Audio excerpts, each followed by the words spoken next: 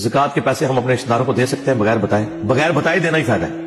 سورۃ البقرہ میں آیا کہ جو صدقات تم دیتے ہو، اور قرآن میں زکات کے لیے صدقے کا لفظ استعمال ہوا ہے۔ اس کی دلیل سورہ توبہ کی آیت نمبر 60 ہے، جس میں زکات کے 8 مصارف بیان ہوئے ہیں، اس میں صدقات کا ذکر ہے۔ جو فرض صدقہ ہے وہ زکات کہلاتا ہے، اور جو نفلی صدقات ہیں وہ عام ہم پنجابی والا صدقہ اس کے لیے استعمال کرتے ہیں، وہ سارے صدقات ہی ہوتے ہیں۔ تو آپ رشتہ داروں کو دیں گے، اور جو زکات ہے وہ آپ اپنے ماں باپ یا اولاد کو نہیں دے سکتے، باقی سب کو دے سکتے ہیں۔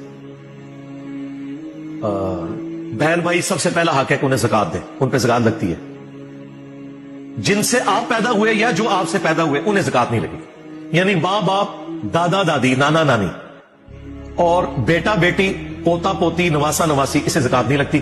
باقی آپ اپنے رشتہ دار جو ہے، بہن بھائی، چچا زاد، تایا زاد، پھوپھی زاد، سب کو زکات لگتی ہے۔ پہلا حق ہی ان کا ہے۔